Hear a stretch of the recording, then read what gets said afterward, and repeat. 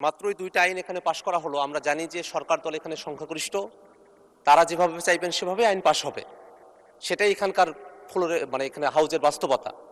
কিন্তু যে দুইটা আইন পাশ করা হলো এবং যে জনমত যাচাইয়ের জন্য এবং প্রস্তাবগুলো উত্থাপন করা হয়েছিল, যিনি সদস্য আছেন তিনিও এই আইনগুলোর বিষয়বস্তু কি তার বক্তব্যের সময় সেই বিষয়টা তিনি উল্লেখ করেন নাই। বিষয়বস্তু হলো যে এই যে সিকিউরিটিজ অ্যান্ড এক্সচেঞ্জ কমিশনের যে আইনটি এবং এই যে বীমা কর্পোরেশনের যে আইন, দুইটা আইনের বয়সের যে বাধ্যবাধকতা ছিল সেই বাধ্যবাধকতাগুলোকে উঠিয়ে নেওয়া হয়েছে। বিলের দিকে তাকালে মনে হয় যে খুবই সংক্ষিপ্ত একটা কথা, যে কমা সেমিকোলন তার পরিবর্তে দাড়ি প্রতিস্থাপিত হবে, শর্তগুলো বাদ যাবে, দেখে মনে হয় যে যেন বা এখানে কোনো কিছুই হইতেছে না। কিন্তু বাস্তবতা হলো এই যে সিকিউরিটিজ অ্যান্ড এক্সচেঞ্জ কমিশন, সেখানে 65 বছরের একটা বাধ্যবাধকতা ছিল চেয়ারম্যান এবং সদস্যদের ক্ষেত্রে, এবং বীমা উন্নয়ন ও নিয়ন্ত্রণ কর্তৃপক্ষ সেখানে 67 বছরের একটা বাধ্যবাধকতা ছিল।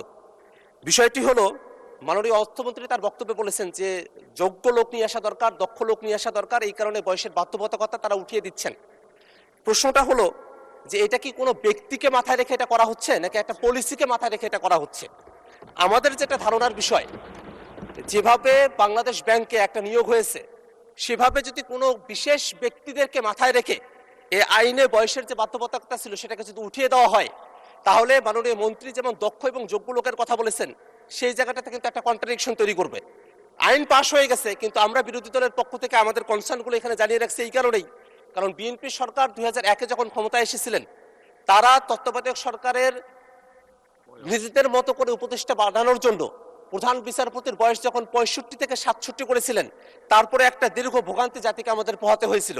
সে জায়গাটাতে এই যে শেয়ার মার্কেটের মতো একটা জায়গায় নিজেদের মতো করে লোক বসানো হবে, এই চিন্তাতেই যদি বয়সের বাধ্যবাধকতা একেবারে উঠিয়ে দেওয়া হয়, সেখানে বয়সের আর কোনো বাড়ি রাখা হলো না, বীমা কর্পোরেশনের ক্ষেত্রে কোনো বাড়ি রাখা হলো না।